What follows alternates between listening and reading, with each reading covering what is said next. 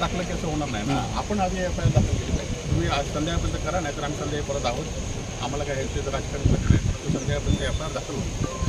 बरोबर आहे. मग काय तो तपास होते ना, त्याचं काय तुम्ही तुमच्या वरिष्ठांशी बोला, तुम्ही वरिष्ठांशी बोला. एफ आय आर एखादा बोलणार आता एखाद्या आपण काय बांधतोय त्याचं भान सुद्धा असलं पाहिजे. आणि कुठल्या त्या साहेबांना माहिती आहे ना की हा अधिकृत पुतळा आहे, अनधिकृत नाही, अधिकृत आहे. एखाद्या अधिकृत पुतळ्याकडे काहीतरी दुर्दैवाने चुकीची गोष्ट घडली तर आपण ताबडतोब एफ आय आर करू. तुमच्या कॉन्स्टेबलने किंवा तुमच्या सरकारी कोण असेल छत्रपती शिवाजी महाराजांच्या पुतळा आज निकृष्ट कामामुळे कोसळला, याबद्दल आम्हाला अति दुःख होतं आहे. शिवप्रेमी म्हणून आम्ही याचा निषेध करतो. खरं तर गेल्या 6 महिन्यापूर्वी कोट्यवधी रुपये खर्च करून हा पुतळा या ठिकाणी उभारण्यात आला आणि त्यावेळी इथल्या स्थानिक लोकांनी सुद्धा त्यावेळी पुतळ्याच्या कामासंदर्भात तक्रारी केल्या होत्या, वृत्तपत्रात सुद्धा आल्या होत्या. परंतु त्याकडे पद्धतशीरपणे दुर्लक्ष केलं गेलं आणि जे विरोध करत आहेत ते आपल्या विरोधात असा त्यांनी समज करून घेतला. परंतु आपण म्हटलं की पाठीमागे 400 वर्षापूर्वी छत्रपती शिवाजी महाराजांचा किल्ल्याचा एकही चिरा ढासळला नाही.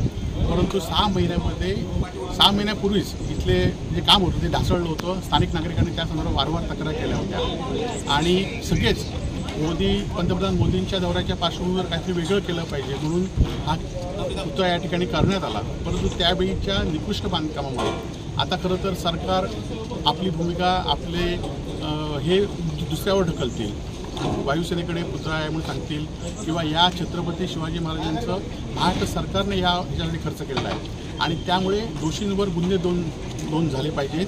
नाहीतर शिवप्रेमी म्हणून आम्ही तीव्र असं आंदोलन संपूर्ण जिल्ह्यातच नव्हे तर महाराष्ट्रभर आम्ही करणार आहोत आणि या घटनेच्या पार्श्वभूमीवर जे काही बेकायदेशीर कामकाज झालं त्याचा आम्ही निषेध करतो आणि त्याचबरोबर मालवण तालुक्यातील शिवप्रेमींना मी विनंती करतो की आपण शांततेत हा निषेध व्यक्त करायचा आहे. शिवप्रेमींनी कुठलाही उद्रेक करू नये आणि शांततेमध्ये पाळावी पाहिजे. कारण छत्रपती शिवाजी महाराजांची अस्मिता ही महाराष्ट्राची अस्मिता आहे आणि आमची अस्मिता आहे आणि त्यामुळे या पुतळ्याच्या बांधकामामध्ये, या पुतळ्याच्या बसवण्यामध्ये, या पुतळ्यामध्ये जो काही हलगर्जीपणा असेल, आपण बघितलं असाल की संपूर्णपणे जे स्ट्रक्चर वापरलं ते एकदम स्टीलचं वापरलं गेलं, लोखंडी वापरलं गेलं, ते 6 महिन्यात वर्षभरातच खरं तर गरजतं आणि या सगळ्या कामाचा भ्रष्टाचार झाला आहे की याची चौकशीला सरकारने वेगळी समिती नेमली पाहिजे. नाहीतर आम्ही शिवप्रेमी म्हणून तीव्र आंदोलन करू.